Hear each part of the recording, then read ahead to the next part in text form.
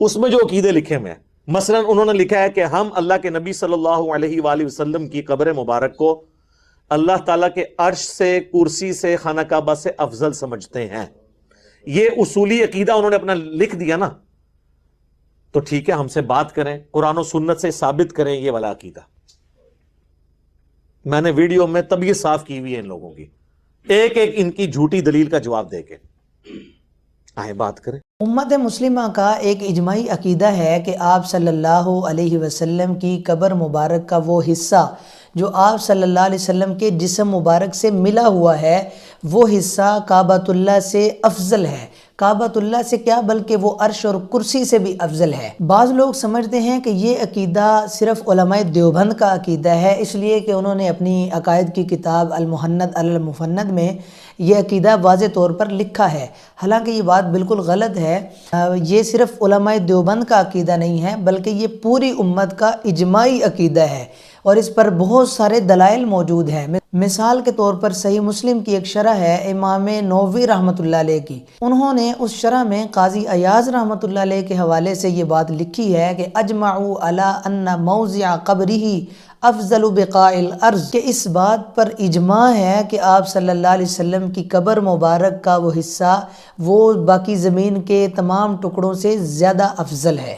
اسی طرح تاریخ دمشق کے مصنف ابن عساکر رحمۃ اللہ علیہ، انہوں نے اپنی کتاب اتحاف الزائر میں لکھا ہے وَلَا خِلَافَ أَنَّ مَوْضِعَ الَّذِي ذَمَّ أَعْضَاءَ الْمُصْطَفَى صلوات اللہ وسلامہ المقدسہ المشرفہ افضل بقاع الارض علی الاطلاق، یعنی اس میں کوئی اختلاف نہیں ہے کہ آپ صلی اللہ علیہ وسلم کی قبر مبارک کا وہ حصہ جو حضور صلی اللہ علیہ وسلم کے جسم مبارک سے ملا ہوا ہے، اعضاء مبارک سے ملا ہوا ہے، وہ زمین کے باقی تمام ٹکڑوں سے علی الاطلاق افضل ہے، مطلقاً افضل ہے۔ اب ان دونوں حوالوں میں اس بات کا ذکر ہے کہ آپ صلی اللہ علیہ وسلم کی قبر مبارک کا وہ حصہ جو حضور صلی اللہ علیہ وسلم کے جسم مبارک سے ملا ہوا ہے وہ زمین کے باقی ٹکڑوں سے افضل ہے۔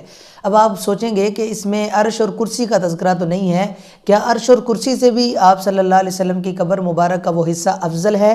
جی ہاں، وہ عرش اور کرسی سے بھی افضل ہے، اور اس پر بھی امت کا اجماع ہے۔ در مختار جو فقہ حنفی کی معروف کتاب ہے، مشہور کتاب ہے، اس میں بھی یہی بات لکھی ہے۔ اسی طرح فقہ مالکی کی مشہور کتاب ہے مختصر الخلیل، اس کی ایک شرح لکھی ہے ابن علیش رحمۃ اللہ علیہ نے، شرح مختصر خلیل کے نام سے، اس میں بھی انہوں نے یہی بات لکھی ہے۔ اسی طرح امام سخاوی رحمۃ اللہ علیہ جو فقہ شافعی کے مشہور عالم ہیں، انہوں نے اپنی کتاب التحفۃ اللطیفہ میں یہی بات لکھی ہے، اور اسی التحفۃ اللطیفہ میں ابن عقیل حنبلی رحمۃ اللہ علیہ کے حوالے سے بھی انہوں نے یہی بات نقل کی ہے۔ تو گویا یہ عقیدہ صرف علماء دیوبند کا نہیں ہے بلکہ یہ امت کا اجماعی عقیدہ ہے کہ آپ صلی اللہ علیہ وسلم کی قبر مبارک کا وہ حصہ جو آپ صلی اللہ علیہ وسلم کے اعضاء مبارک سے ملا ہوا ہے وہ کعبۃ اللہ سے افضل ہے، بلکہ وہ عرش اور کرسی سے بھی افضل ہے۔ اب اس پر ذہنی مریض بابے نے ایک اعتراض کیا کہ جناب اگر یہ حصہ کعبۃ اللہ سے افضل ہے تو پھر کعبۃ اللہ کا تو طواف کیا جاتا ہے، اس کا طواف کیوں نہیں کیا جاتا؟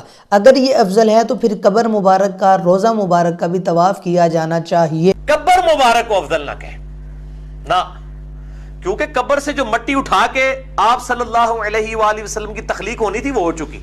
اب جو باقی مٹی بچی ہے تو وہ صرف قبر کی تو نہیں ہے، پورا ریاض الجنہ ہے، پوری زمین ہے، کسی نہ کسی فارم میں تو مٹی سے جڑی ہوئی ہے۔ یہ میں ٹیکنیکل گفتگو، چونکہ اب یہ ٹیکنیکل گفتگو ہے، یہ کتابوں سننے والی نہیں ہے، یہ ضربہ تقسیم والی ہے، تو NG ہوئے گی پھر گفتگو۔ تو آپ یہ بات کریں، بالکل ٹھیک ہے، اشرف المخلوقات آپ صلی اللہ علیہ وآلہ وسلم ہے، اجماع ہے۔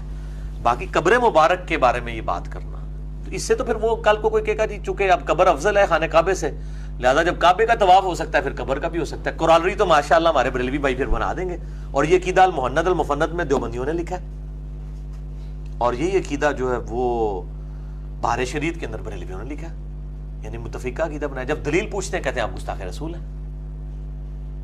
سوال گندم جواب چنا۔